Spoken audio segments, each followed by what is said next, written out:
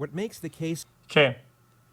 Guys. I said it last time, I'll say it again, chat. Guys, these videos, they're really, really good. They're really interesting. And you kind of pay attention, so give it a chance. But they're kind of dark, okay? So these are very bad people that did really, really bad things. So, you know, viewer description is advised. Jennifer Pan unique among others in the true crime genre. Okay. Hold up. What makes the case of Jennifer Pan unique among others in the true crime genre is the overabundance of raw footage freely available in the public domain. There is over 11 hours of material that not only recounts her entire life in meticulous detail, but gives us considerable insight into her psychopathological state. Jennifer herself will narrate her own story in this video, which is the reason the following lead-up segment will be condensed, as a brief outline is all that is needed before delving into the extraordinary mind of this individual. Jennifer was born in Markham, Ontario, where she was raised with her older brother in a middle-class household. Her parents, Beek and Han, were originally from Vietnam, and their method of parenting was strict, very strict, what some might even class as authoritarian. Success and achievement from their children were seen as outright obligations, whether it be in academics or extracurricular activity, and some might argue these expectations took precedence over the well-being of the children themselves. Jennifer initially took the imposed pressure in her stride and put everything she had into figure skating. She had exceptional talent, and at one point was expected to compete in the Winter Olympics, but she suffered a serious knee injury at the age of 14 and was told she could no longer compete.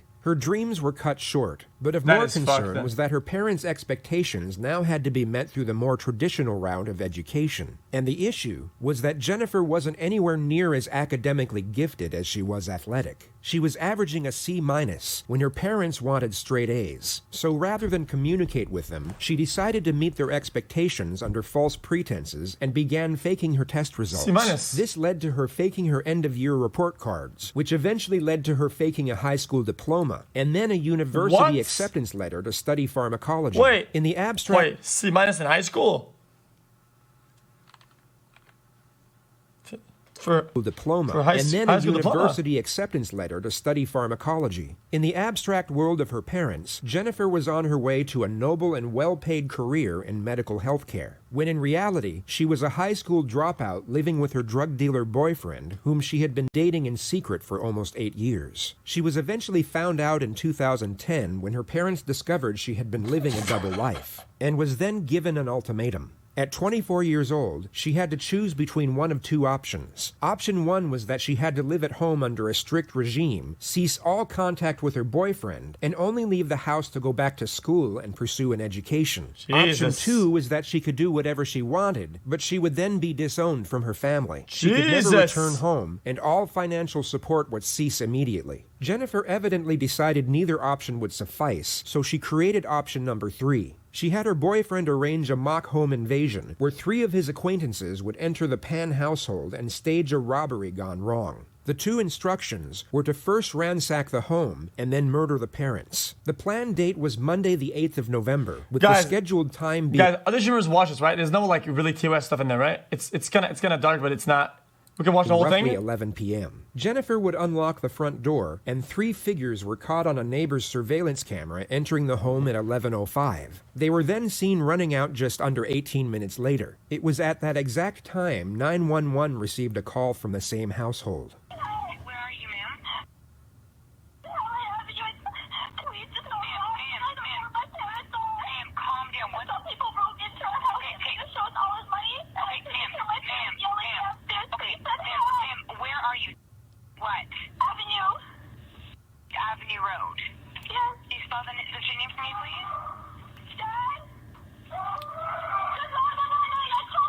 That's disturbing.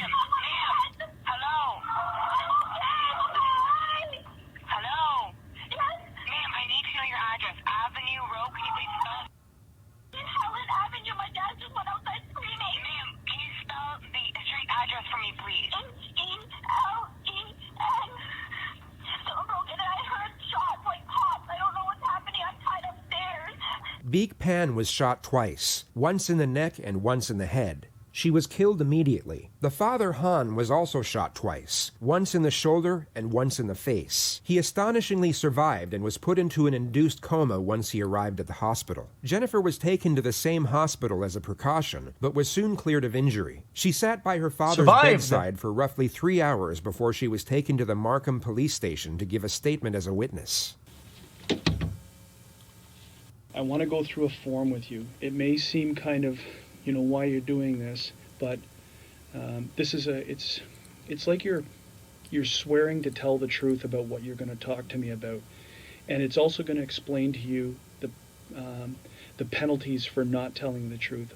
I don't expect you to help me, but for a homicide investigation... You're doing murder reacts now. I'm telling Azan. Hey, you fuck ass. So, listen, I was probably the first one to watch any of these videos and tell stream about it, okay? Azan was one of the more last. Stop saying, Azan controls react. Azan doesn't control anything. Azan only reacts, you fuck ass. No shit, he watches everything. That's all he does, you fucking moron. To the investigation, we do this with, okay? So this isn't suspecting that you're not going to tell the truth. This is more of a feature that you understand the importance of telling the complete truth. Jennifer is not a suspect at this moment. She is only giving a voluntary statement under oath. She has not read her right to silence, but instead informed of her rights as a witness. She is basically told that fabricating evidence with the intent to mislead is an offense. After reading the notification off paper, the detective gives Jennifer a more human explanation of the instruction. What I've just explained to you is you're here voluntarily to help us, that you don't have to talk to us if you don't want to, but the importance of talking to us, and if you're talking to us, the importance of telling the truth.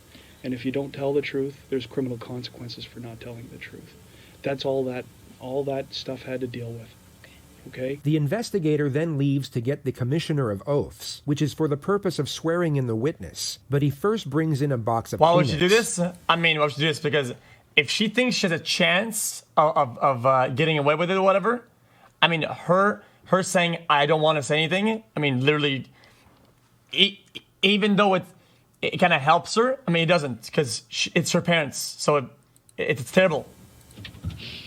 This is universally recognized as getting startled, yet the official term in neurophysiology is the startle reflex via auditory stimulus. Hyperarousal from a traumatic event can often exaggerate this response in a manner similar to how Jennifer reacted to the sound of the door.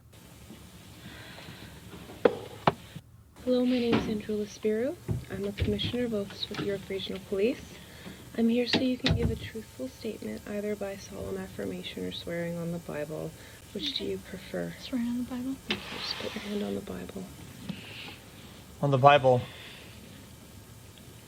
Do you, Jennifer Pan, swear that the evidence you shall give on this investigation shall be the truth, the whole truth, and nothing but the truth, so help you God? I do. Guys, I don't want to make this a religious discussion, chat, but what if somebody needs to be sworn in and he's of another religion or whatever? Did they swear on another book? Or is it only for the Bible? Can they not swear on the scrolls? Jennifer is... Also, they could do their book or scroll or whatever. Sworn in, the lead investigator returns to collect the statement. Now I want you to sort of take yourself Guys! back to earlier on today, yesterday, meaning I'm getting mad now. 8th of November. The scrolls. I've studied this, guys. I had religion class when I was younger. Some books they come in 2 big rolls and you roll them out. And the tell me Torah. about your day. Okay, start at any point in time, wherever you feel comfortable, and then we're gonna move forward. Okay.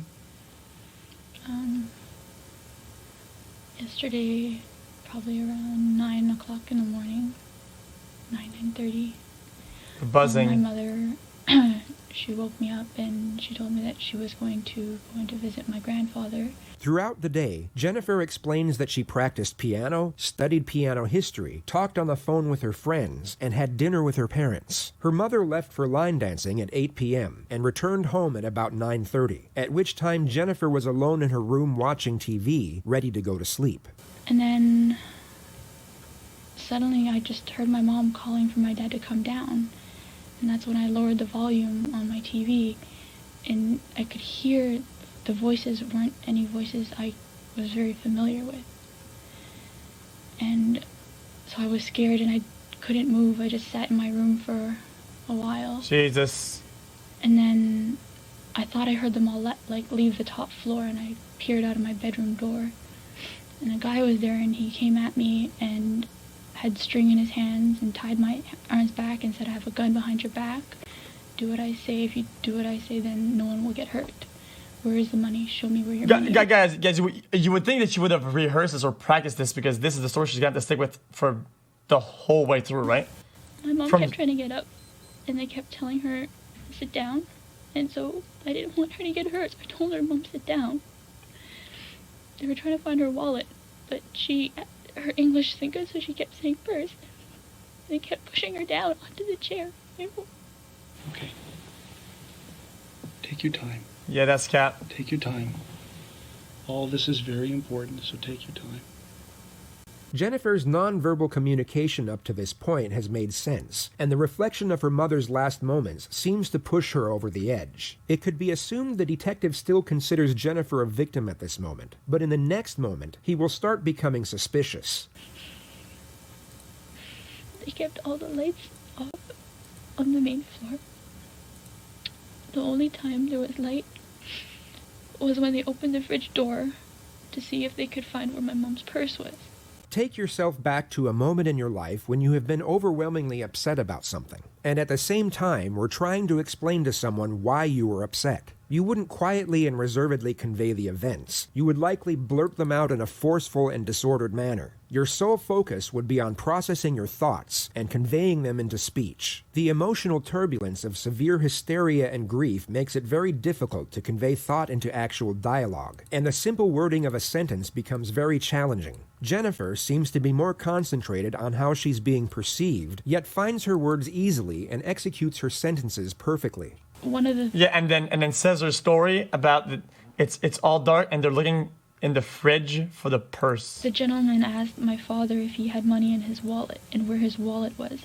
So they took me, because I was next to the stairwell, they took me up the stairs to show them where my father's wallet was. But I didn't know. They had turned the room upside down. I didn't know where his pants were at that time.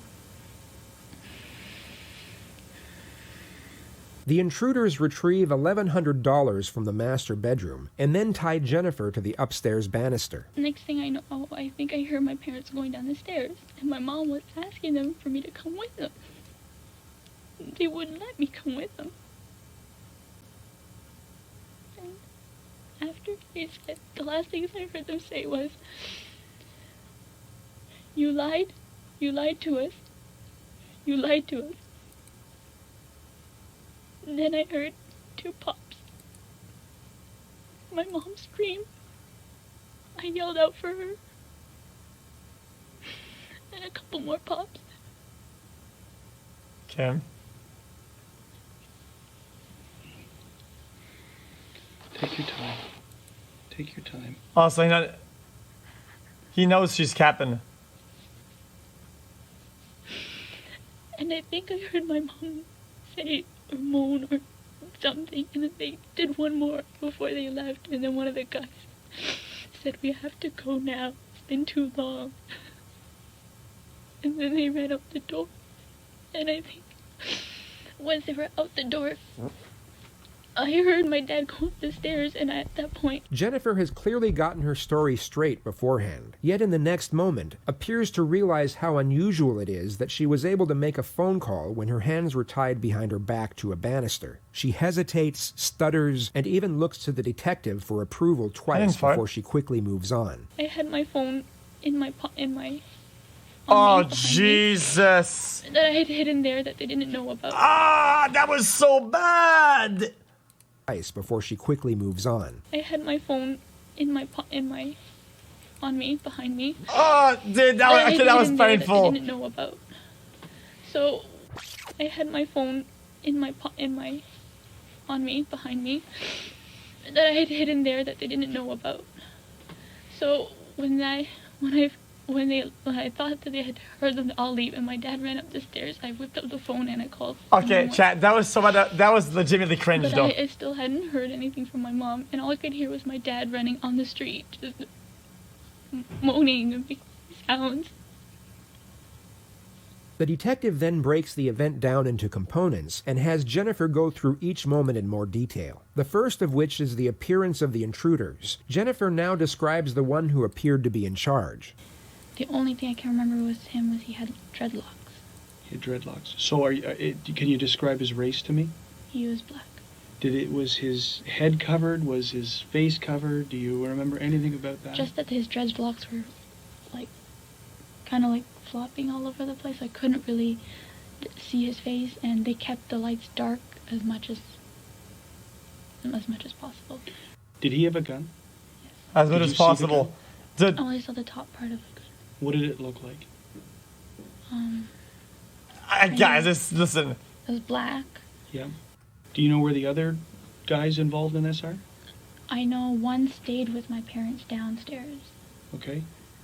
The other one, I'm not, at that point in time, I was more focused on him, like, he was seeing me and he was coming after me.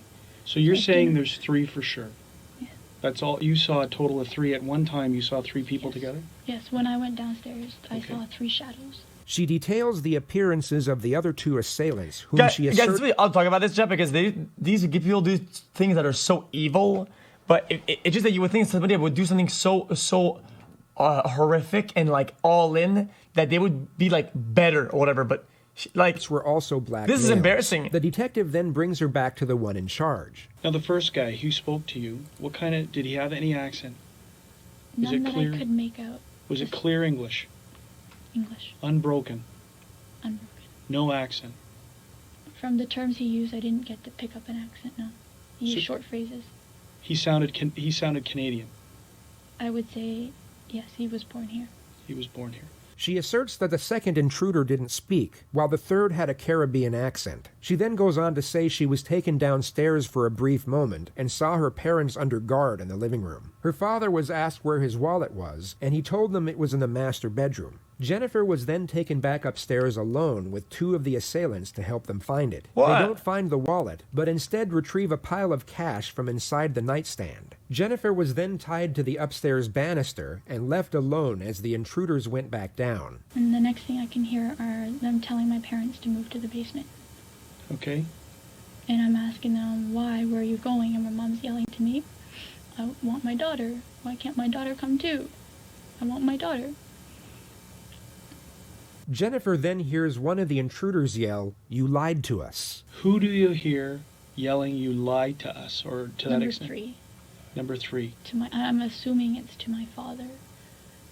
Because he was the one asking for the wallet. Now you hear this commotion downstairs. You said you heard 2 pops. And you heard who scream? My mom. Your mom. And what was she screaming? Do you I remember? couldn't make it out. It No? was kind of like a cry yell, so it was just, Okay. they had made the first round, or pop, and they had said, okay, that's enough. Let's go. So Who disgusting, said dude. that? Whose voice is that? Number 1. Okay. And then I heard one more after that. And they were like, that's enough. Let's go. Okay. And again, that's number 1. Yes. So what do you hear next? After you hear the scrambling, they're gone.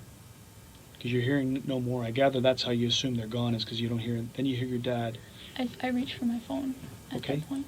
And you call 911. Okay. When your father exits, you hear the door open. Because you hear Isn't your it a dog. li- yeah, of course, And these I are all can hear, liars. like, the No shit. outside noises. Okay. Like the wind coming in, and I just hear my dad, I think he's... Really? Really, dude? You think that he's sustained some kind of injury because he's not. You can't understand what he's saying. Okay. What about? Can you hear your mom? Yeah. She's talking about her parents dying in like some crazy investigation about people that she should care about, and she says, Okay. Where does your dad go? Do you know where? You never see your dad again until when we're at the hospital. I think that's what you said, right? I saw him when he was on the gurney. Is there any reason to suspect, or anything that's happened in the recent weeks leading up, that would have you guys be a target of some type of incident like this? We live a straightforward, kind of almost routine life. Whenever Jennifer smiles, it takes her a couple seconds to realize she's not exhibiting the correct behavior, and she then snaps back into her solemn stare. The two looks are so diametrically opposed to each other that it becomes glaringly obvious she's forcing one of the emotions. What, in your opinion, would cause people to target your house to think there was a large quantity of money? I'm not sure. Now, you say your mom drives a Lexus. It could be because of the aesthetics, yes. What about your dad? He drives a Mercedes and he loves that baby. Is that right? Yeah, she's... The questions end here, and the detective leaves the room for half an hour to double-check if he needs any more information. After 15 minutes of Jennifer waiting alone, we're gifted with another performance of the startle reflex, only this time it's slightly less convincing.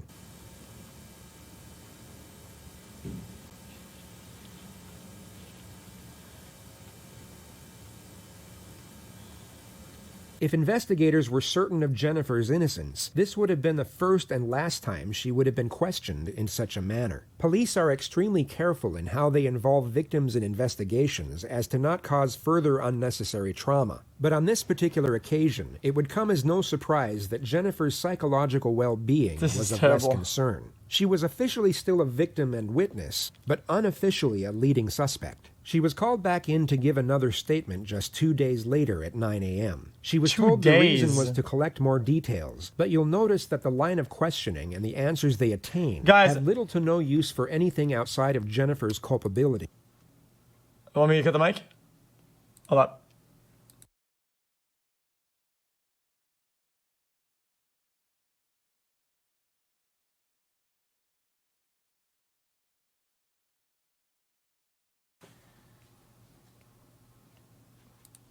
The actual reason for this second statement is to collect further information to use against her at a later stage. In this interview alone, they already start the process of cross-examination and start to catch her out in previous lies. Jennifer... What? You look so cute. Oh, thank you. You too? Yeah, I'm cozy here. I need a new chair, though. Well, someone didn't want to order a chair when I was ordering. Is still a witness at this moment, and the exchange is void of any direct confrontation. Yet she is still put under a modest amount of pressure, and the holes in her story start to become ever more apparent. Guys, I have a good question, chat. Even if they have the slight thought that this is a leading suspect or whatever, 2 whole days, don't they do anything like flight risk list or something, or like anything at all, even if they can hide like the maneuver or something? Because 2 whole days for somebody who they think is even possibly involved, that seems really risky. No? Take that first interview that we had, which was, hours after what had transpired, put it aside. It's almost like we've never spoken before, okay? So we're starting afresh. We're starting from new. That way you're not going to say, I think I already told him that. Don't worry about what you've already told me. Do you, Jennifer Penn, swear or declare that the evidence that you give in this investigation shall be the truth, the whole truth, and nothing but the truth, so help you God? Yes. We're going to see if we've learned or if you've remembered anything else. And there's some questions with respect to that statement that I'm going to ask you about. Okay, but I'm going to let you start again, and let's move forward from any time in that day where you want to start. If it's the time you woke up or if it's the time that your first interaction, it's your choice. Okay, I'm very nervous, and Oh, she knows she's gonna throw. That's it. That's the first throw, actually. Why are you nervous? Tell me about why you're nervous. Because I don't want to say the wrong things. Because that day was a lot. You're right. And I've been scattered, and so bits and pieces are here, and some pieces aren't here, and I'm just... So, I want you to sit back in your chair, okay? Just sit back in your chair, take a deep breath, okay? Close your eyes, just follow my line, just sit back in the chair for a second, sit back, relax, it's already over. You can. Close your eyes,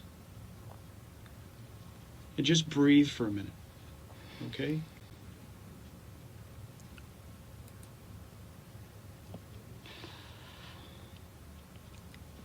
The most curious detail you've probably come to notice is this. It's known as a self-pacifying gesture. A person who does this is most often uncomfortable and sometimes fearful of what lies ahead. It's a coping mechanism to dissipate stress and afford self-assurance. What I can remember is when I woke up, I had some breakfast. She practices on the piano, studies piano history, plays games on her phone, and speaks with her friends on Facebook during the morning hours. Her mom leaves to visit her grandfather at around noon and returns at 3 p.m. to prepare dinner. Her father comes home at around 4:30 from work, and dinner is served 1 hour later. Her mother leaves for line dancing at 7, then returns at 9:30. Jennifer at this point is in bed talking with her friend on the phone, and her father is in the computer room. She then hears her mother loudly call out to her father. What is she saying? She's calling him by his name and to come down. Okay, so give us verbatim. What do you hear her saying? In Vietnamese, she's like, Hanoi, xuống đây. She's clearly aware that she has to appear mournful over the subject matter and sensibly draws out this emotion at the correct moments. Yet what's fascinating is how she's unable to maintain this emotion when inquired over the same elements. In this very moment, she appears completely grief-stricken, but when the investigator inquires further, this supposed grief rapidly dissipates. It's extremely difficult to convincingly act out an emotion while evaluating a question. It requires two completely different parts of the brain, which is why most people can only do one of these things at a time. This is exactly what you see in the next moment, and continuously throughout this interview. And what does that translate to? Interesting. That's my father's name, Han. Come down here. Does she say anything else associated with that? I can't hear clearly because, like, I was on the phone and the TV was on, Sure. but that's what I heard. Is she yelling? Or is it normal? It's a loud, she's not yelling, but it's a loud tone. Okay. She then hangs up the phone with her friend Cheers, man. once she hears the I mean, commotion. she goes from like something like she's crying to like doing like an oral presentation in high school or I'm something. hanging up the phone with him. I hear footsteps going up the stairs, Okay. but they're heavier footsteps than what is to be expected from my parents. Okay. Jennifer hears unfamiliar voices, so she opens her door to investigate. She has spoken for 2 minutes up to this point without being interrupted, and once again manages to build up her emotion to correlate with a supposedly terrifying event. Yet as soon as the detective interjects with a question, we once again see this emotion dissipate. I peered out, and there was a person in what would have been my brother's room. And where's your brother's room located? Just a little bit down I could see from my doorway to his doorway, just Okay. a little bit down the hall. Okay. The first intruder then robs Jennifer at gunpoint before taking her to the ground floor, where she then sees her parents sitting next to each other. From where I was standing, my father was sitting on the right, and my mother was sitting on the left, Sitting where? on our couch. Sitting on the couch. Are they looking out towards you? No, their backs are towards me. Okay. And you're now on the ground level? Are you on the floor? Or on the I'm sitting on the the stairs? floor. I'm sitting on the floor. All right, where are your hands?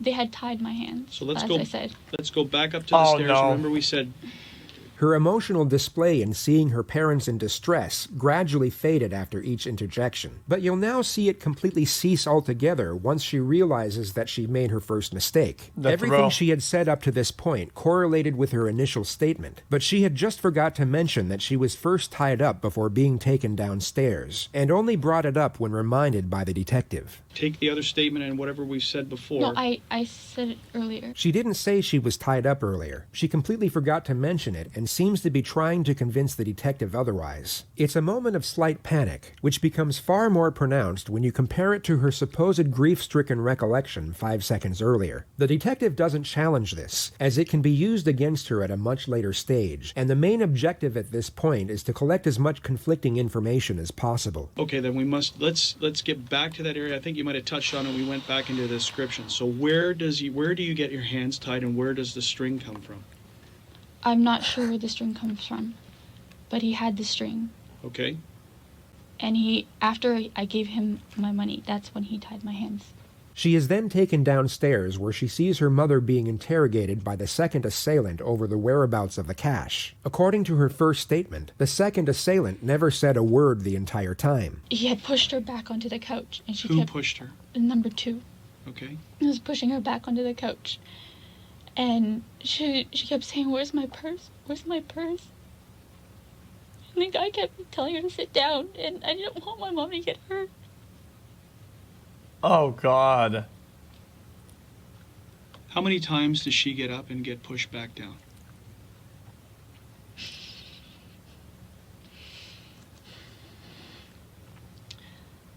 I'd say she got up twice.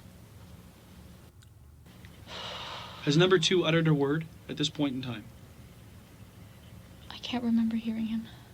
Okay. So we're just correcting what you said earlier, because you said earlier that it was number 2 who was asking where the purse is, what the purse is, and now you've said now it's number 1 guy who would I'm initially... sorry, it's just... No. It's all a purpose. It's just that my lies are dog purpose shit, here and is I can't... clarifying what you're saying. So number I 1 just is... don't want to... Number 1 is the one who's doing the talking about the purse. Number 3 is focused on your dad's wallet. Okay. Jennifer continues to make contradictions and is forced to correct herself multiple times after she notices the puzzled gaze from the detective. He inquires over the appearance of assailant number 2, who is wearing a hoodie according to the first statement. Do you get a good look at number 2 now of what he's wearing? All I could tell was he had a vest, and his face was like a long oval face. He had a vest? No, hoodie. Okay. Dark hoodie. Okay. Did you see them recover anything inside your mom and dad's room? I did not see anything, no. Are you sure? Because when we spoke the last That time, he's- there was some mention of some other money that went missing.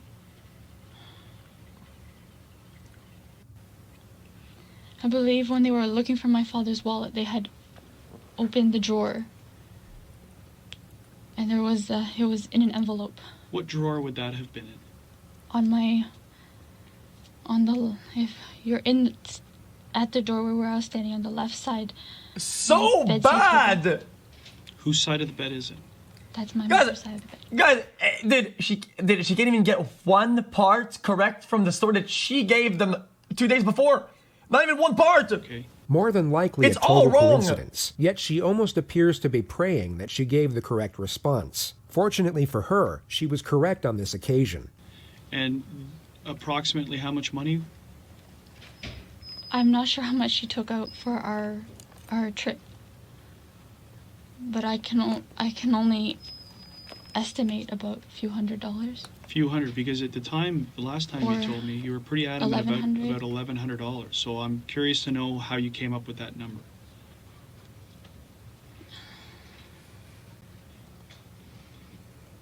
I believe because when we were at the border, we stopped at the duty free.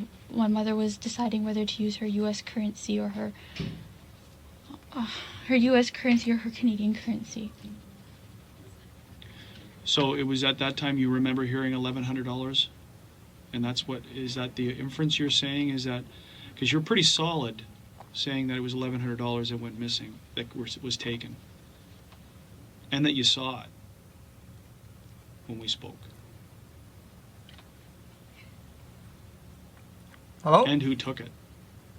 Who took possession of the money? I'm sorry. It's all right. The detective lets the contradiction slide once more. Jennifer is then brought to the moment where the intruders had just left and she is tied to the upstairs banister. Let's come back to now. You're being taken to the banister in the I'm upper sorry, level. I don't Don't remember. apologize, okay? I'm going to try and ask you questions to try and clarify points, okay? If you don't remember, you don't remember. Okay, so there's no apologizing. The only reason you would apologize to me is if you've lied to me. No. Okay, No, it's so just then in this case, then don't apologize to me. It's okay. Okay, I'm going to ask you questions to clarify points. Okay. You're now bound to the railing. Can you show me? Can you stand up and turn around and tell me? Just show on the camera how your hands are bound and how you are against the railing. You don't have to sit down. I just need to see how you were. just tell you. The only reason that I'm trying to, I need to do this come on, is that man. I'm also going to ask you. Do it, dude. So take this back take it out of a traumatizing event, which it is, and put yourself into a more clinical position, because I want to see how you could physically get your phone out of your waistband.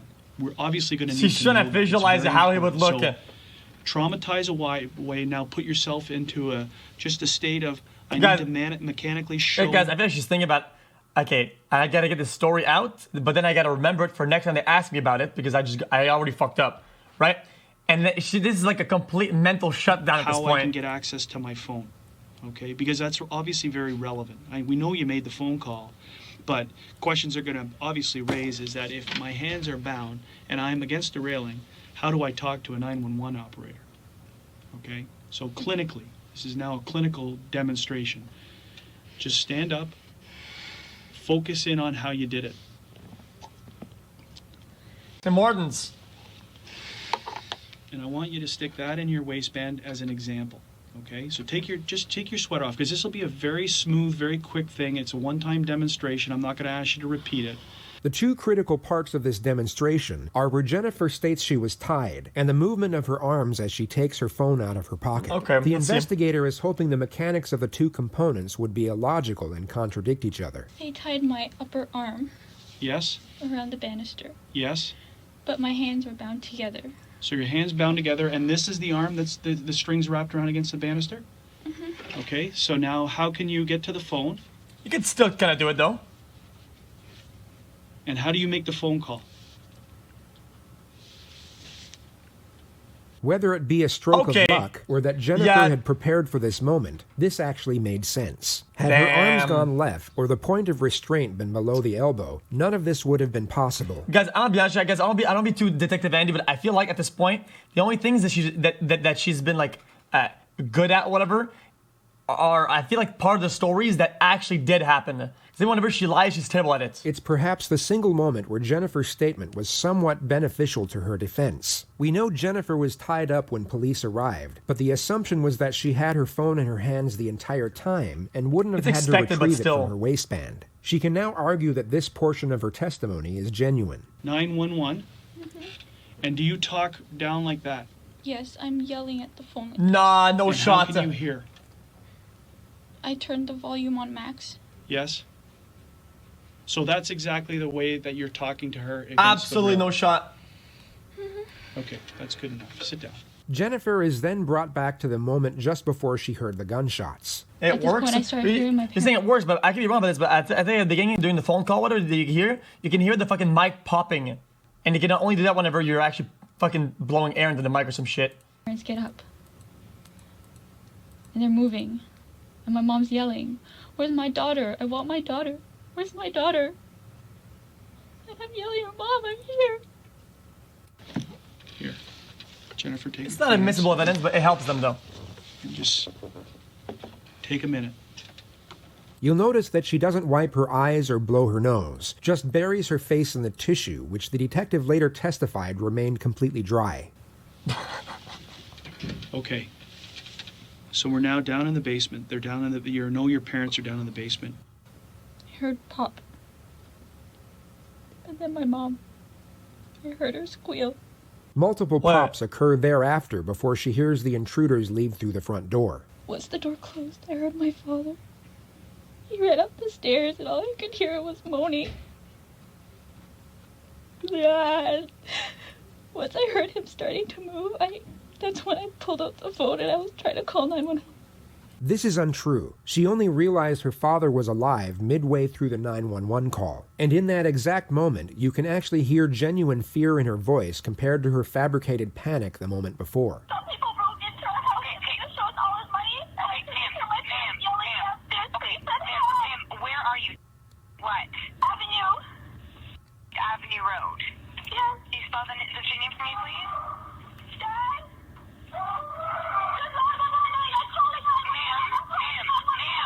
The final part of this statement is collecting information to set up the main strategy for Jennifer's interrogation that will take place 10 days later. They go through Jennifer's past and gather intel to lay the foundation for what's known as That's the fucking- how that and is why terrible, though. solutions, which will be explained in further detail at a later stage. What I want to do now is I want to go into your past. okay? Uh-oh. And start talking about things that have been going on with you. The detective now morphs into a therapist, and what's fascinating is how Jennifer doesn't once question the new line of inquisition. Many argue that it was the first time Jennifer was even asked about such matters, giving reason for her willingness to open up. This may have been the first time in her life she was able to... I mean, why would she? She has been dodged at lying. She knows she's caught lying at multiple times, and now she catches a break because she knows all she can say is the truth. That's it. Now she's process happy. her frustrations and vent Why to would someone she who contest appeared the to fucking- care. The first topic is her parents and the expectations and pressures she was under to succeed, which led to her faking her grades and then her college degree as to not be a disappointment. How did you feel about that? How did you feel about having to lie to your parents? I felt guilty, but every time I tried to bring it up, there was just so much expectation. Did you have any resentment towards them for this? I chose what I chose, but in the end, I chose my family. She just referred to the ultimatum she was given by her father, the choice to live at home and go back to school, or be completely cut off by her parents and live with her boyfriend. Information gathering on Jennifer's past goes on for roughly 2 hours and 20 2 minutes. hours. The detective then ends the exchange by putting her under some pressure. It's not a direct confrontation, but it's by far the most uncomfortable position she's been in up to this point. Uh-oh. The detective subtly switches back to the home invasion and how the intruders were able to gain access without breaking in. Like you didn't hear a doorbell, you didn't hear a door knock, you didn't hear a door kicked in, you didn't. I said I was watching No, TV on the phone. but- I don't know how. Yeah, I know. We went over that back and forth. We don't know how. So somehow they got into your house by getting through your mom. Guys, I feel like at this point she's like overcomplicating, and she feels like she's always caught in a lie and always getting fucked on. When in fact, I feel like if this brought up and you were asked to make up a lie, you could easily get out of this. Like, oh, dude, like it just wasn't locked, yo. Like we don't fucking lock the front door or something, anything. Down on the lower But then level. she's just because there, she's frozen. The only one who's down She there. was the only one down there. So it's very confusing. Generally, random events are not, in most cases, random. There's a rhyme or reason why they've come to your house. But from what you've told me inside the house, the only thing that you hear them saying to you is they're looking for money. They're not looking for a specific quantity of money? No. So you're telling me that you had no involvement in what happened. Ooh, damn. Meaning not saying how the outcome came, but you had no involvement in any type of illegal activity that would have drawn you or the attention of you to have bad people come to your house looking for large sums of money. You're not involved in this any which way. Because the question obviously stands, Jennifer, is you're upstairs and they're downstairs. Right? So it's a natural concern why would they leave you alone? Why would they not do the same to you?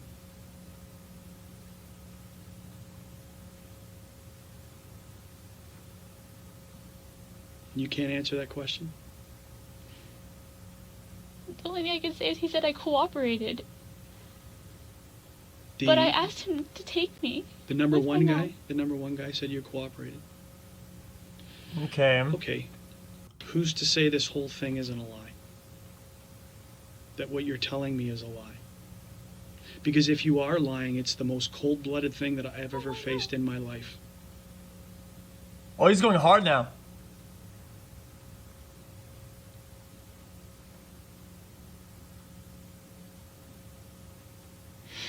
Guys, I don't want to be a weirdo, Andy, but couldn't you have stalled her out with the other question? There is nothing that you've said to me today is a lie. You know the stalling No. strat, whatever? Back to another very difficult question. But if I don't ask it, it's an obvious one. The resentment that you may have had towards your parents for the interference in your relationship and your life and essentially locking you down in your house. at the end of the day, I love my parents and I chose to be with them. And if I wanted to, I could have just left, but I didn't. I wanted to stay with them and take care of them. Fuck off. So this wasn't some evil plot that you thought up to... Oh my God, no. No interaction, no belief, no... Oh you my didn't have God, anything to do no. with this thing at all, whatsoever. You don't engage in illegal activity? No. Because you know that it'll be very easily... It will be a very easy thing to discredit you on, right? We're in the process of trying to add credibility to what you tell us, and that's through the process of asking people and doing whatever. Through that same process, it will be very easy to find the flaws in what you've said, which again then turns the focus back to you. Okay? I don't... It's a natural progress. It's a natural thing that investigators do. We eliminate people, or we draw our attention to them. It's a natural thing. It's not brain surgery. Okay? The detective leaves the room for 20 minutes to allow Jennifer to stew in her own thoughts before they end the statement. He comes back to add one last bit of psychological pressure that he carefully disguises as reassurance. Jennifer will leave terrified, but still believe the police are on her side. Okay, we're done, essentially. How you feeling? Sorry, you really scared me. Did I? What did I scare you about? Sit down and take a load off. Tell me how you're feeling. And how I scared you. I don't want you walking away from here thinking I'm evil. I want you to walking around from here thinking that this guy is helping investigate my mom's murder and he's going to turn over every stone possible to make sure that we catch Why? How is she so bad? That's what I want you feeling. So I don't want you walking away from here thinking... Well, because she keeps over and over asking in different ways for sort of reassurance, when her only reassurance should be her story or whatever, right? I scared you, or I'm a bad man. Whatever you guys going to say very, very isn't any difficult reassurance. Questions, but it's my job. Okay? You're our only link. You're it. Until your dad is back and being able to be spoken to, right now you're our only link to this case. Her father had bullet fragments lodged in his face that doctors couldn't remove, and a shattered neck bone. Jesus. At the time of this interview, the consensus was that if he did regain consciousness, he would be useless as a witness due to irreversible brain damage. So we may rely on you heavily until we can speak to your father. Okay? So don't be afraid. If you've told the truth, the last thing you should be afraid of is anything. If you've told the truth and you've been truthful through this whole process, then you're helping. You're doing your part. Okay? And don't be afraid of me.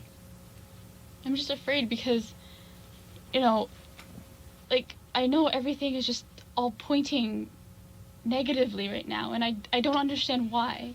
I feel that, it's the way evil, you're speaking terrible to me, it's kind of like, I know you said that you had to say those things, but it's here, and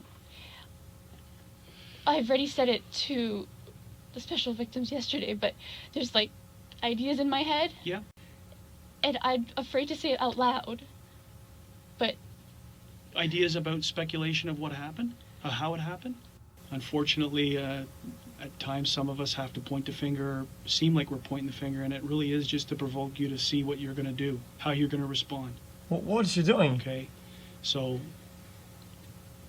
it's only a question, and it's been answered. And if you've been truthful, okay, you have nothing to fear. Absolutely nothing. Okay?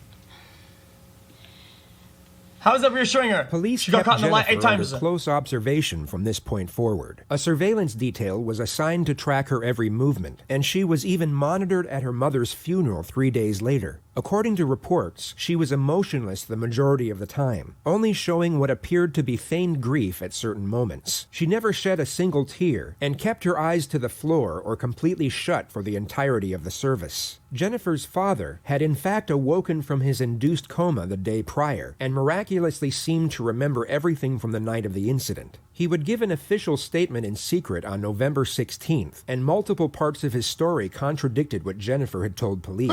The most significant detail was that she was never tied up, but instead walking around freely and talking with the intruders as if they were friends. He actually spoke with Jennifer over the phone, but was informed by investigators to act amnesic and not to confront her, only to ask her if she thought her ex-boyfriend was behind it. She stated that she was almost certain he wasn't. The only issue with Han's statement was that he had suffered minor brain damage from the gunshot, which could be used by a defense team to refute his testimony in court, or even get it thrown out altogether. Furthermore, it was essentially his word against Jennifer's, and their turbulent relationship would also work greatly in the defense's favor. York Regional Police knew they needed a confession for the best possible chance at securing a conviction, so they assigned their most experienced investigator to conduct Jennifer's interrogation. She was called back into the Markham police station on the 20th. Kind of unbelievable that they have to play their cards like strategically to get a higher chance. In a way. 2nd of November I at don't know, 2:30 p.m., a week and a half after the incident took place. So just for the record, it is the I get it though. 22nd of November 2010. We're at the 5 District Station in the town of Markham. My computer right now says 2:39 in the afternoon. Okay. Just for the record, my name is Detective William Gates. You can just call me Bill here today. And what do you like to be called? Jen. Jen? Yep. What do you prefer, Jen or Jennifer? Jen. Either. Okay. So Jen, you're aware that the audio tape and everything's on. Wait. It's the same as last time. William Bill So Gates. You've been here on 2 other occasions, I understand, on the 9th of November, and I believe again on the 11th of November. Is that correct? Okay. And do you know why we're here today? Just to discuss stuff. Yeah, regarding what? The,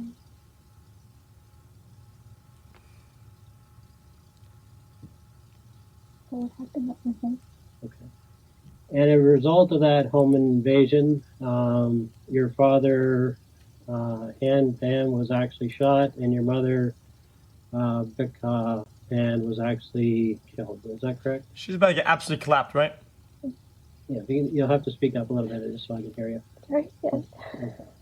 What's unique about this interrogator is how he immediately adopts a no-nonsense approach, yet manages to build rapport and remain sympathetic at the same time. You'll see that he has far less patience compared to the previous investigator, yet seems to create a stronger connection with the suspect. It's a hard thing to explain, but easily observed, as you'll soon find out. So that's what we're going to discuss here today. Jennifer this time around has read her rights to silence rather than her rights as a witness. If she knew anything about the law in Canada, she would be wise to the fact that she is now a suspect. Fortunately for the investigator, she remains completely naive to the situation throughout the opening phase of the interrogation, making her far more susceptible to the strategy he is about to employ.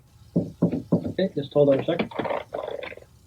Okay, we're having technical difficulties here. Okay, so that's why they interrupted me. What we're going to do is, if you don't mind holding tight there, I'm just going to move my equipment to the other room. Okay, and then I'll come over and we'll move over there next door. Okay? Oh, it's lagging. Okay, I'm going to be right here though. Okay? With respect to interrogations, it's common knowledge that the psychological manipulation begins before a single word is spoken. The physical layout of the room is designed to accelerate the sense of discomfort and isolation. And it's fascinating to observe how each interrogator has their own unique methods of setting the tone. Knowing how this interrogation plays out allows us to realize this detective's procedure. The considerable distance between him and the suspect will keep her relaxed enough to be influenced by phase 1. But this same distance will intensify the pressure once he eventually closes it during phase 2. Also, if she wants to go to the door, she has to go through him, right? So there's like no like she can't feel like she can escape or something. You'll notice this detective is slow with his first strategy, sort of, right? But swift with the second. He takes his time in building trust and establishing rapport, yet once this initial connection is secured, the transition to aggression will be abrupt and ever increasing from that point forward. Jennifer takes a seat in the room 15 minutes since she was first informed of her rights. It's important to note that she is still free to leave at any time at this point. She is unknowingly a suspect, but not under arrest. So just for the record, this room is being videotaped and audio taped, just like the other one, okay? And I'm just going to grab my chair from across the way, okay? Okay, The detective goes through Jennifer's history of teaching piano and her earlier years of high-level figure skating, which was cut short due to injury. If you didn't get injured, would you still be doing it? Yeah. Okay. So that's nice. And did you, as far as that, did you do like competition skating or? Okay. And how did you do with that? I wasn't at the top of the pack, but I was the middle average. Yeah, so that's good though. But you did actually enjoy it. Bad. It was more than just going for competition. You enjoyed actually doing it. I was petrified of the competition. Okay. All right. Do you have any students right now? Or? No. Okay. And why not? The students I were teaching, they went to high school. Small talk, Simon. Good one. Okay. Yeah, too big for piano. Yeah, I took it in grade school too, but I think I went. Damn, this guy's good. He's rolling here. Like when I was in grade 7. She's smiling and shit. But, I still remember Swans on the Lake. I don't know how to play that. That's about it. The detective then goes through Jennifer's work history as a server before That's touching on fake her laugh future though. plans That fake laugh was fucking dank, man. This guy should be a streamer. in education. Jennifer mentions that she plans to go by her parents' wishes and pursue a career in healthcare, at which point the primary strategy is initiated. The how and why solution. The detective gradually begins to shift the blame away from the suspect and onto another set of circumstances that prompted the suspect to commit the crime. He starts developing a theme that will afford her a psychological justification in doing it, and this theme will be further established as the interrogation progresses. It starts off subtle so that she remains oblivious to the agenda. Now, if you could pick any job yourself, I'm not talking about anybody else, but if you could pick, It's one of my questions. what would it be? I love that question. I'm going to be a piano teacher when I come home. But in the daytime, I'd like to have a simple, maybe like a lab technician You job. could pick any job. Work 8 hours a day, and then come home and teach piano. Okay.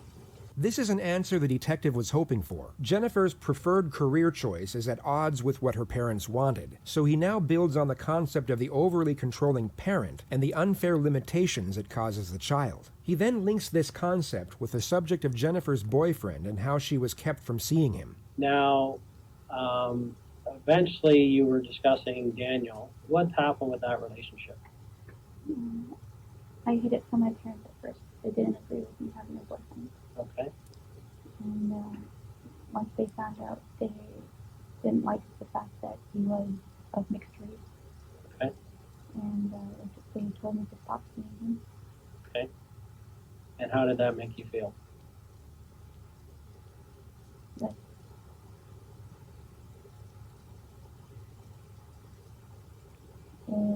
he was the person who just filled an empty void for me. So I felt that a part of me was missing. When you broke up, you felt the part was missing? Is that what you're saying? When they first told me. Guys, you guys are acting outraged. I mean, it is an outrageous thing, but you guys are acting like this isn't like a common thing that happens behind closed doors in like a lot of families. This is probably like extremely recurrent or whatever. I felt like a part of me was missing, and I fell into a little bit of depression. Okay. How did they find out? One day when my mother came to pick me up, she saw me with him. He had dropped me off. Okay. Dropped you off. At Pacific Mall, and my mother was coming to pick me up from Pacific Mall. Okay. And somehow they saw each other, I guess? Oh, my mother saw me hugging, kissing goodbye. Okay. That gave it away. What happened next then? I tried to bring him home. My mother at first was like, bring him home, let us meet him. When I brought him home, they automatically didn't like him for some reason. Okay. And that's when they told me to stop seeing him. Okay. So you were told to stop seeing him. So what happened then? At first, I stopped for a while. But like I said, I just felt really empty, and I felt depression, and I started talking to him again. Jennifer then goes on to explain in further detail how she carried on the relationship in secret and how it became more and more of a struggle hiding it from her parents. Now, how has Daniel taken it when your parents said that you couldn't see him anymore? How did he take it? Didn't give a fuck. He was hurt. Oh. And how did you feel? Also hurt. Also hurt. Okay. She then goes on to explain that she wow. was living with Creative. Daniel at his parents' house for 2 years, while her own parents thought she was studying at a university. And his parents were, I guess, more liberal than your parents. His parents, they loved me. Yeah, okay. And they recognized that you loved each other.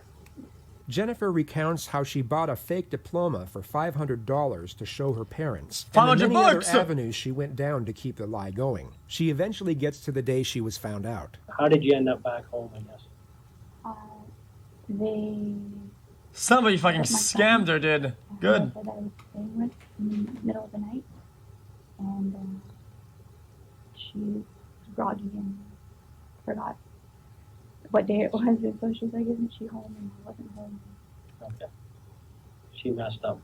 I don't blame her, but No. Okay. Jennifer then goes on to explain the ultimatum she was given and the restrictive measures that were put in place so that she wouldn't be able to see her boyfriend. So how has that felt, being under those guidelines for the last 18 months? it was okay. Like, it wasn't the best feeling in the world because, I just felt like trapped. Okay. But it's what I chose to be with my family. Okay. And so you made a choice between what? Living out on my own with Daniel and staying home with my parents. Did you feel you really had a choice or not? There was no choice because family always comes first. Okay. And Okay, where do you get dude. that from? Okay. Where do you get that belief? Mm-hmm. Okay. So family's number one? Yes. The detective then brings up Jennifer's earlier assertion of being depressed and then affiliates it with the restrictive measures she was living under. What was the worst the depression got? I cut myself. Okay. And when did that happen? Oh. Where did you cut? On my wrist, and once people started noticing, I had it other places, but Okay.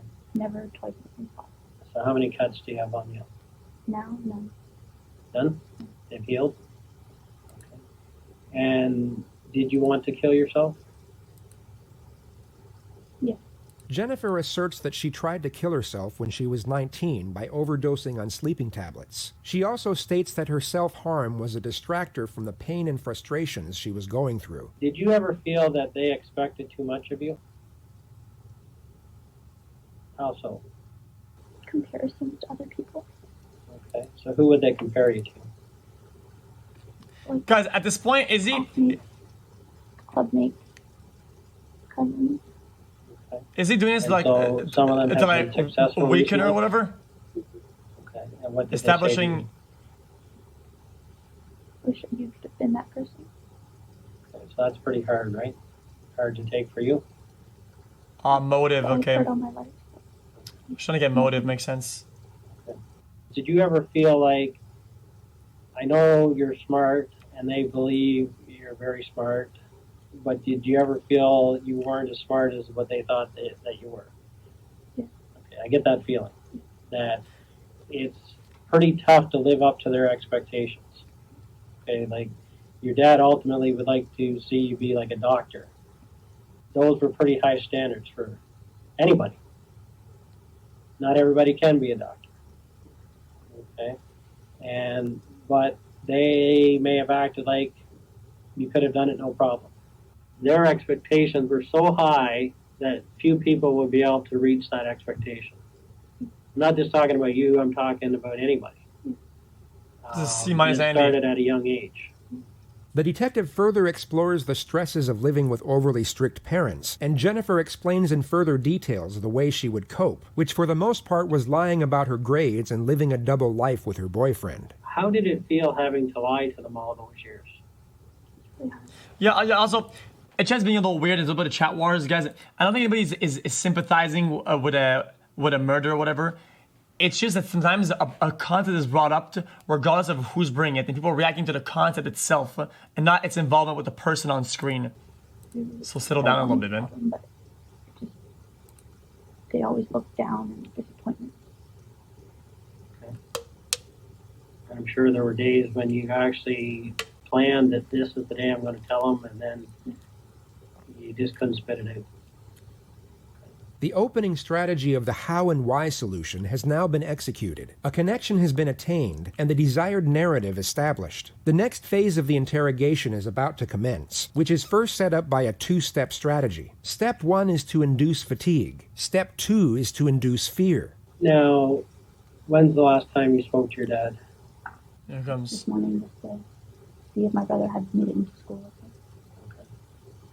me. And what have you and your father discussed about this case? He just asked me if Daniel was behind it, Okay. and I told him I don't know 100%, but I don't think he did.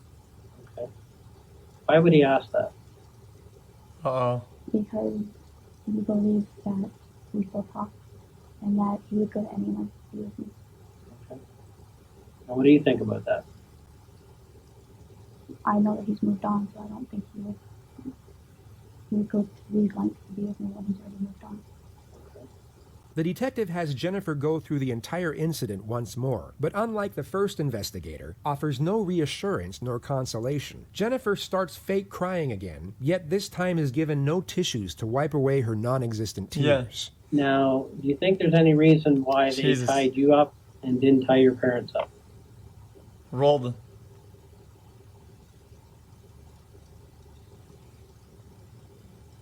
I don't know. Does that seem odd to you? Why does it seem odd? Because I was away up here separated from them the whole time. And does it make sense that they would leave a witness behind? If they were going to kill somebody? Does that make sense? I guess Just thinking about it. Would it make sense for somebody that was going to kill somebody to leave a witness behind that could describe them? Does that make common sense for killers? it's not. What do you think? Mm-hmm. Do you think that was a mistake they made then? I don't know. They kept saying that they're running out of time, and it just.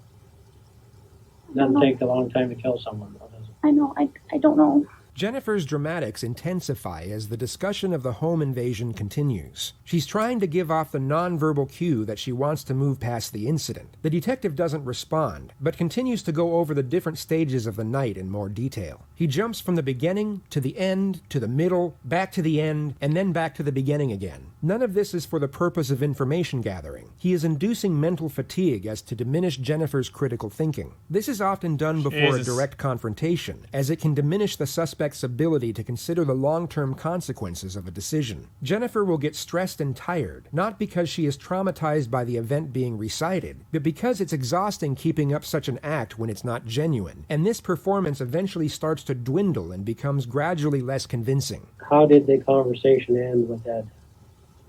I heard my mother calling for my father. Okay. Jeez.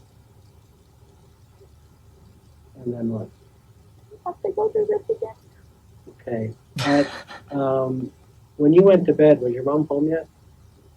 She'd just gotten home, and I went down. I told Ed I'd be right back, and I went down. I said hi to her, and I went back up to my room. Okay. Were you injured at all during the whole process? Not really. Okay. Not really anything? Step 2 of the confrontation setup will now commence. The detective employs what is known as the futility technique. He will tell Jennifer that he has an abundance of resources at his disposal, and even fabricate much of what he asserts. He's indirectly telling the suspect it is useless to resist due to the overwhelming evidence against her. Now, the reason why I'm here today, okay, Step 2. that I'm an expert, okay, in what we call truth verification. I talk to thousands of people, okay, And I basically know when somebody's not being straightforward with me, okay? I can tell by the language they use, how they answer the questions, their body language, how they treat the question, that something's wrong here, okay? This doesn't make sense.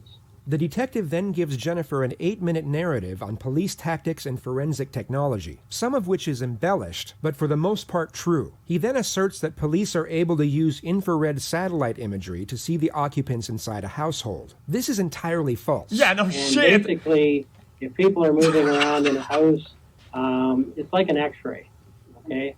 And basically Okay, we're able dude. to tell, are those movements, are those actions, that number of people consistent with the story that we've been told?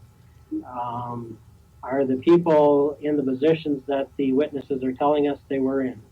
Or are they different? Okay, and if they're different, why are they different is what our question becomes, right? Guys, how would you believe this? Wait.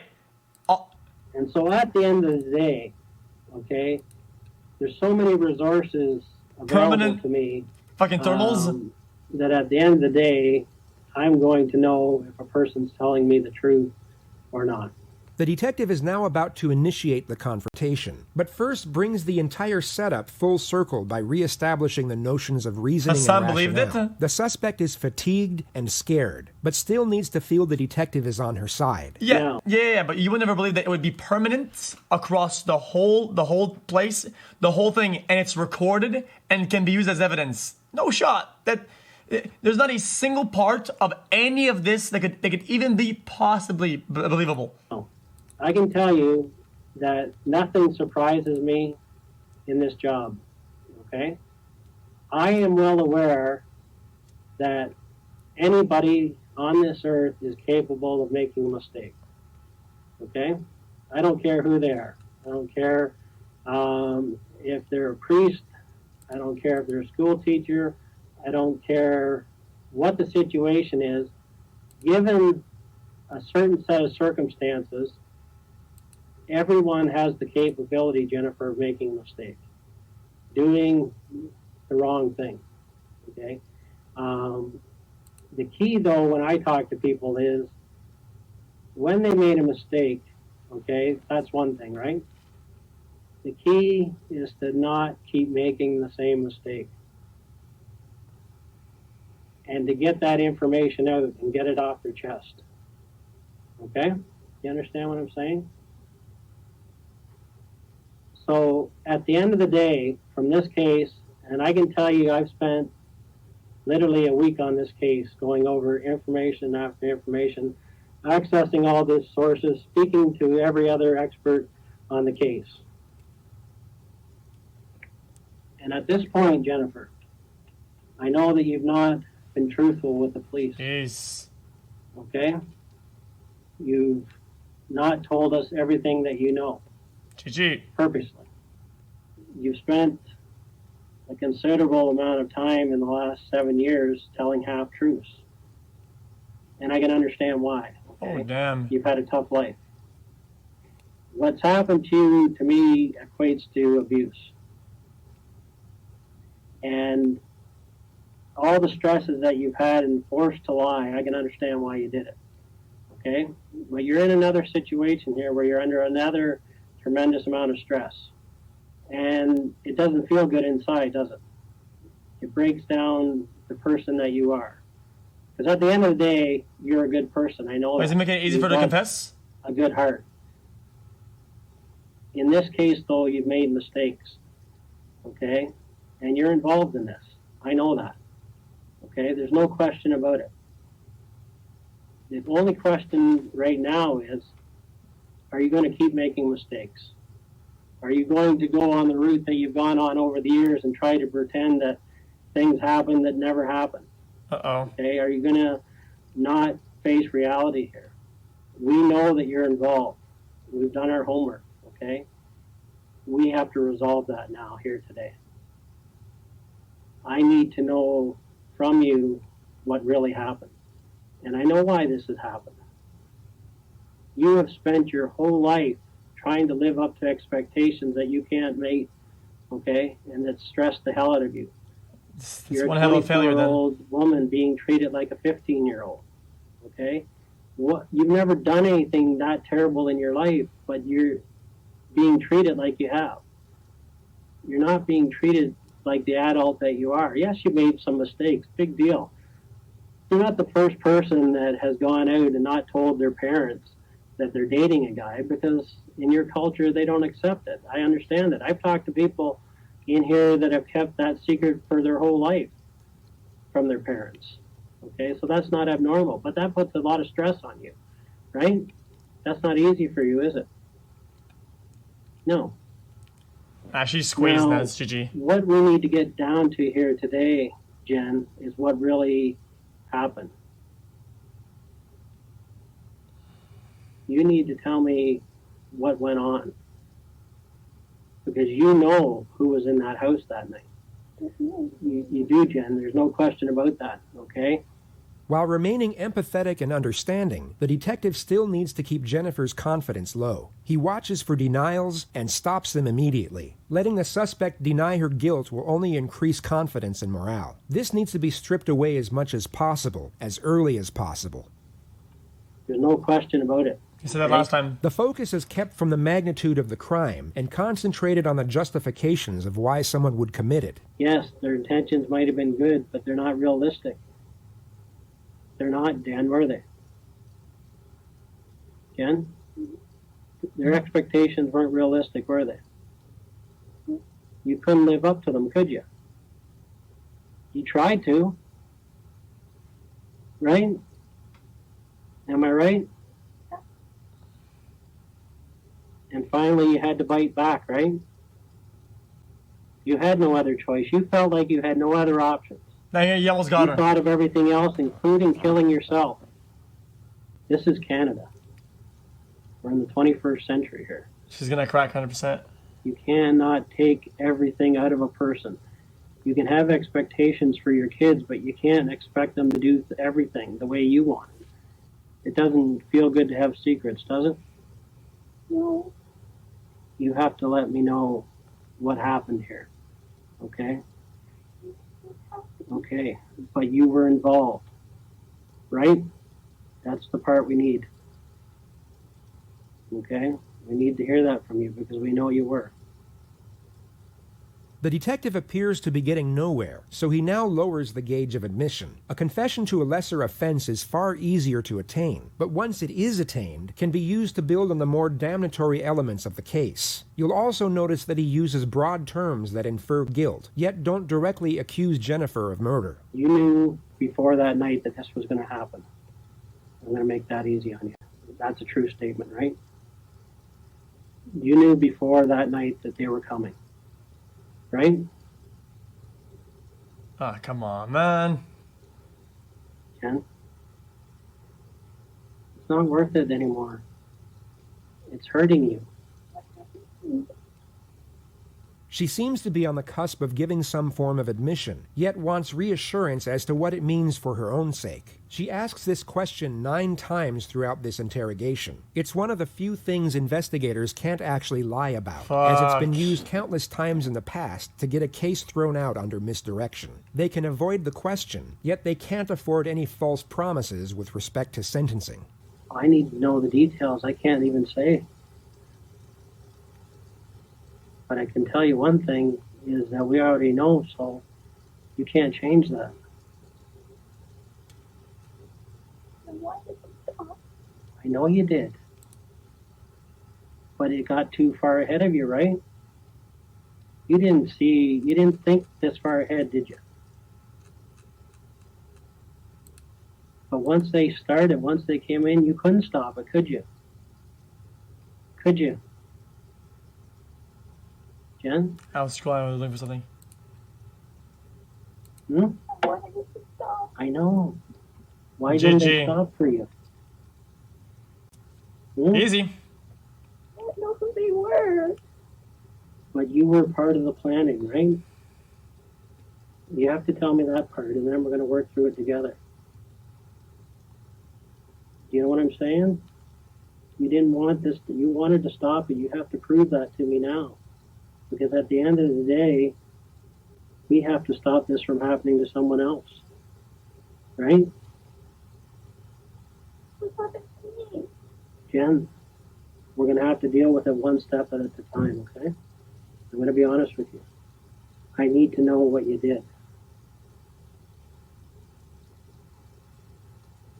Well, sure, I admit You it. and I are going to work through this together. Because the most important part of this whole thing is that we do the right thing for your mom. Right? Kind I am of. her voice right now. I'm working for your mom. That's my job. And I have to get to the bottom of this for your mom. Appealing to compassion isn't necessarily uncommon when the crime is first-degree murder, yet it can send a mixed message when a justification for the crime was a focus point early on. The detective takes his chance with it, which at first appears to work. Jennifer initially responds in a poignant manner, but you'll soon come to notice that her empathy, alongside her concern, is solely focused on herself. But we got to start. But what happened to me? Well, I don't know at this point. Okay, because I don't know what you're going to tell me other than that you were involved. But I need to hear So it fails. what this all was a last-ditch effort to live your own life, to be your own person, to make your own decisions. Look at all your friends. Look at all the people around you. Does anyone else have a These people are curfew absolute pure evil, though. for 9 o'clock at 24 years of age? You had no Much left, I choice, don't know. Yeah, and I know that. 15. Not really. And anybody else in your situation would have done the exact same thing. The only thing different is I would say that they of would course. have done it a lot earlier. They would have looked for a way out. When did you first start planning this?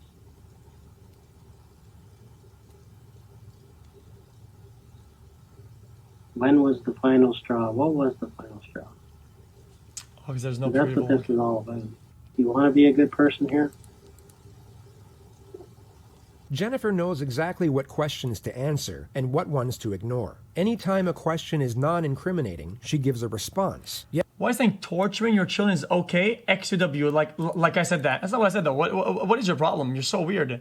See, this is why chatter is so weird about videos like this, is that you can't separate a concept from who's saying it.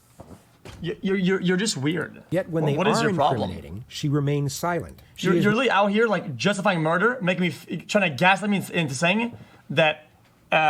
Yeah, you're just weird. No doubt feeling the pressure, but still very aware of the situation and the potential ramifications of her words. Just perma this guy, man. That's fucking You weird know as shit. when a good person makes a mistake, they have to face that mistake, right?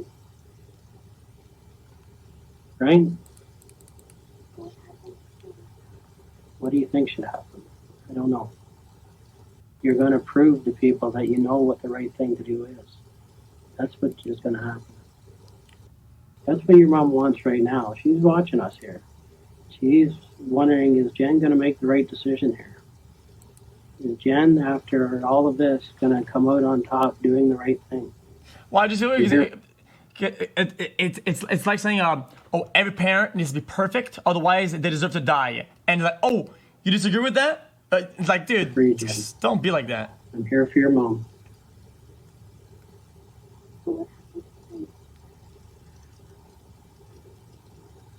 Well, you have to tell, it's one of those situations, you know what? We know that what you did, okay? But you have to be able to explain to me what happened, okay? I can't tell you what's exactly going to happen to you. You just have to be brave here. You have to be brave. Her parents were racist, though. No? 3 hours. Listen, man, listen. There's a lot of angles to this. It doesn't matter how you put it. Dude, 20 minutes it doesn't and 26 justify seconds. anybody The exact dying amount of or time being it took for murdered. Jennifer to display genuine emotion. The investigator would later testify this was the first moment the suspect was being authentic. He allows her to fixate on whatever thought brought this on and remains completely silent for just under 2 minutes.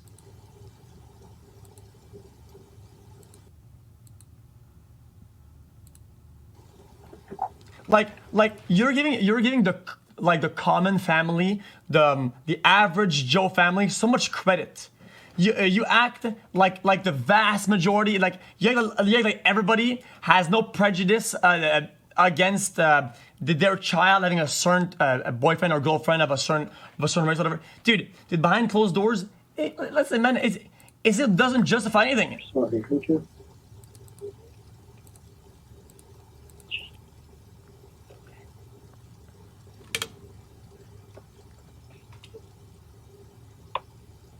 They were supposed to take you. What? Okay. So you're supposed to take the whole family out? No, just me. What went wrong?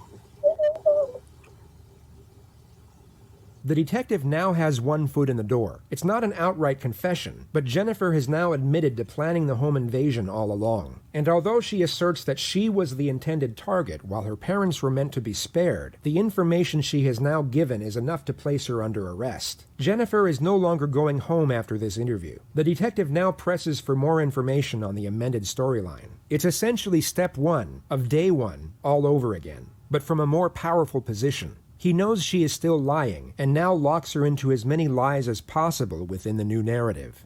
What happened? Why did it change? I don't know. Okay, what do you know? How come it was supposed to be you? Because I didn't want to be here anymore. Why not? Because I was a disappointment. Okay, you made mistakes, but nothing that couldn't be corrected. Why was it supposed to be you? I want everyone to be free from me. Why did it happen this way then? I don't know. Everyone to be free from me. I was disappointed in everything. Okay, but why did it have to happen this way? Because when I tried suicide, I failed. What did you want done? How? Didn't matter. Okay. So who did you get to do this then? I don't know who he is. I just got his number. Okay. And what's his number? Oh, that's just completely fucked. She skirts around the questions surrounding her accomplices and gives multiple fake names. She stated that she got the number of the supposed hitman from an acquaintance named Rick, and that she took everything from there over the phone. It becomes apparent she doesn't want to give up, or even mention her boyfriend, so for the time being the detective allows her to recount her amended narrative in the manner she pleases. She gets to the moment she instructed the hitman over the phone about her planned suicide. I guess I'm pretty sure this is not because she wants to protect the boyfriend, it's mostly because she doesn't want them to investigate any further past these guys because they would snitch or something would happen or whatever. Like it's like her one last attempt at trying to say, oh, all of that and them not being able to investigate any of that, right? Suicide. I told him that I wanted to be killed. And did he think that was something crazy? He said, are you sure that's what you want?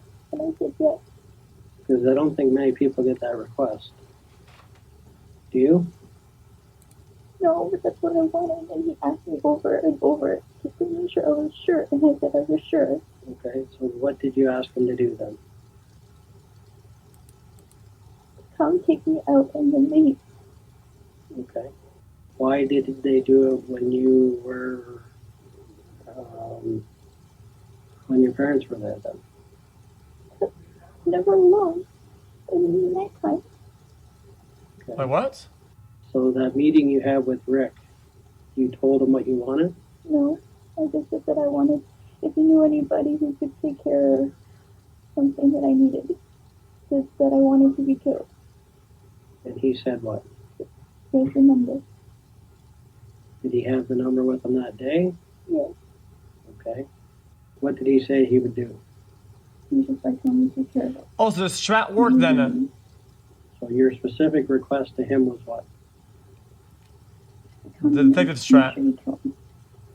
So he does come into the house, and you're the obvious only young girl there, right? Okay. When he came to your room, Yeah. what discussions did you have with the guy that came to your room? The real discussions you had, not what you told us. Where was the money? And I showed him where the money was. Okay. But he obviously said, I'm here to do what you asked. He never said anything like that. What did he say? Just like hands behind your back. Did he discuss ways with you how he would do it? No. Did you request any way for him to do it? To make sure no one else was around. Okay. Why didn't they do it the way you wanted?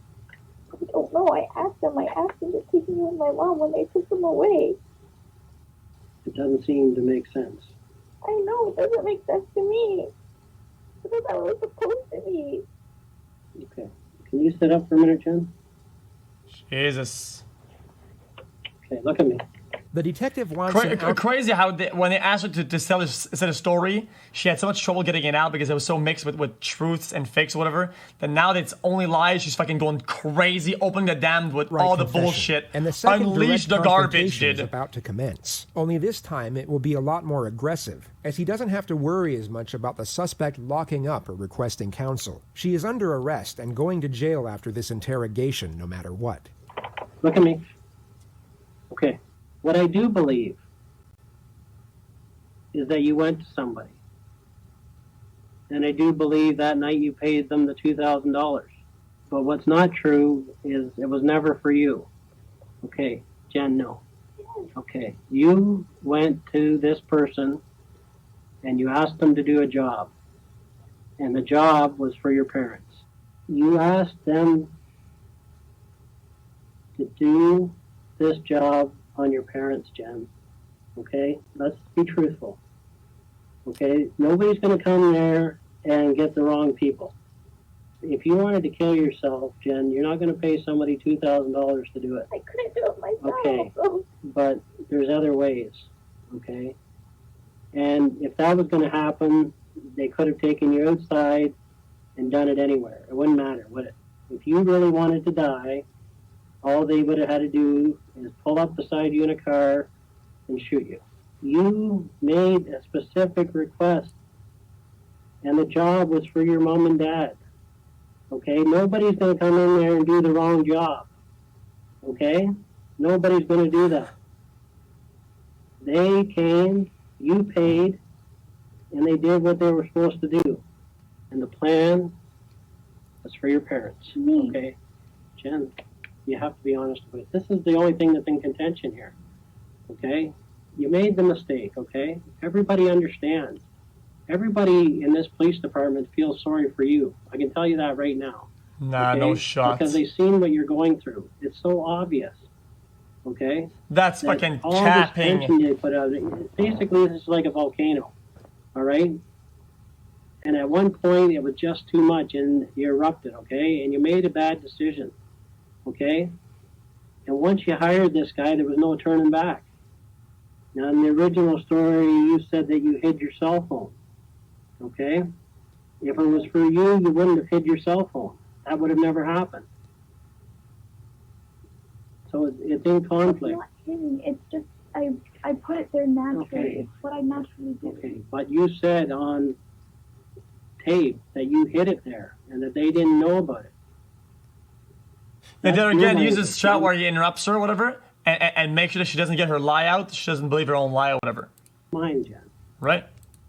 All they wanted was so much success out of you. They were Discouraging not the even comments looking behind at it. you as a person.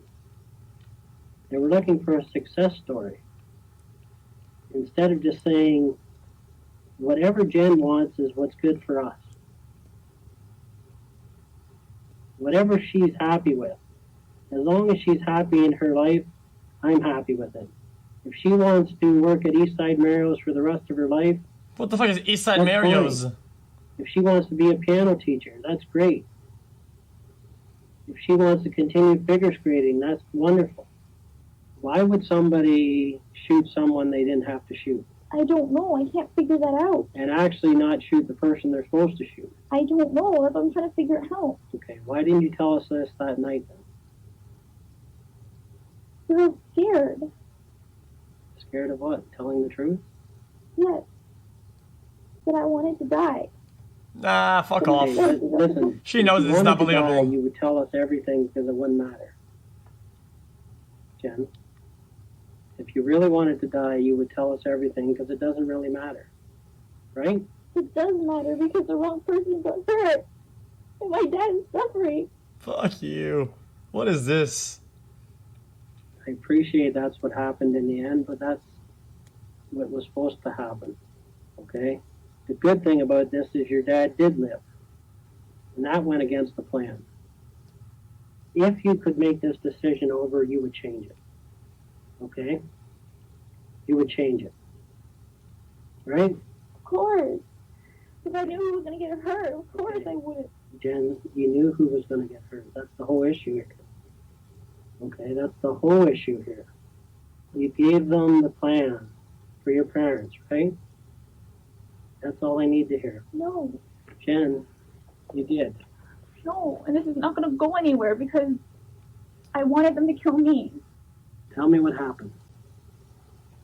I told you what happened. She's actually never gonna get She's never gonna confess it then. All you have to do is tell me right now that, Bill, yes, I made a mistake. Bill, yes, I made a mistake. This plan was for my parents. The detective gets no further admission from this point forward. Yeah, that's what I So saw. he leaves Jennifer alone for 3 minutes to play with her hair before he comes back and charges her with first-degree murder. Okay. I need you to listen close to me, okay, Jen? At this point in the investigation, okay, I'm going to be arresting you for murder. Okay? It's a wrap. What? Also attempted murder and conspiracy to commit murder. You Holy. understand that? Just have to tell me if you understand those charges. Just say yes or no. Yes. Okay. So what we're going to do right now is, do you have your own lawyer? No. No? Okay. Do you have a lawyer you would like to speak to that you know of? No. Okay. Would you like to speak to duty counsel? Absolutely clapped on. I just want to talk to someone who can help me understand. Okay, so who would that be? I don't know. Understand what? So do you have a lawyer? You said that you were on my side. And I was... Okay, I am on your side, Jen. What Oh, would you like to come do? on. Okay, dude. Dude, has you not watched one, literally, out of any police movie at all? Just one scene. Okay, dude. I don't have any idea what to do. Do you want me to call duty counsel for you? Okay. Okay. Or is there any other lawyer that you would like? I don't know what I need. Okay. So at this point, you wish to speak to duty counsel then? Sure. Okay. So what I'm going to have to get you to do is actually empty all your pockets on the table here. I'm going to make sure that they're making a call to duty counsel, and we'll line that up, and you can speak to the duty counsel in private, okay?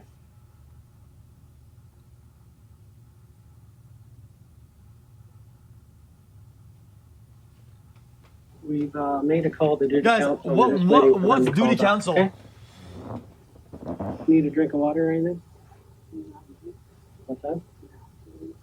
I do have to go and speak to these officers, but I'll come back and speak to you. How okay? is she still convinced that he's We on her gotta side? We got to take care of the lawyers, okay?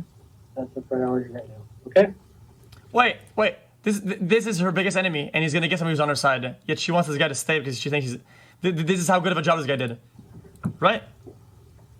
The next time Jennifer would see this detective would be when he testified at her trial. It began on the 14th of March, 2014, and Jennifer pled not guilty to all charges. Her interrogation tape was one of the more Who drew this? Guys, who is the sketcher for this? damning pieces of evidence put forward by the prosecution. Yet the most damning were the 116 text messages between her and her boyfriend in the 6 hours leading up to the murder. They thought using burner phones to communicate would cover their tracks, yet forensics were able to uncover the entire discussion just 1 month after the incident. They spoke in detail about how the crime would be carried out, and it was enough to convict them both, as well as each of the intruders who were linked to the crime via DNA evidence and witness testimony. They were all found guilty of first-degree murder and given a life sentence without the possibility of parole for 25 years. Jennifer Pan is now 34 years of age. She is currently serving her sentence at the Grand Valley Institution for Women in Kitchener, Ontario. She will be first eligible for parole in November of 2035.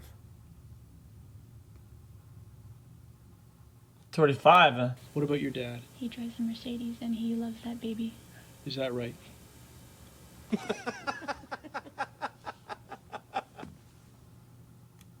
Jesus. Okay, dude. That was actually pretty good.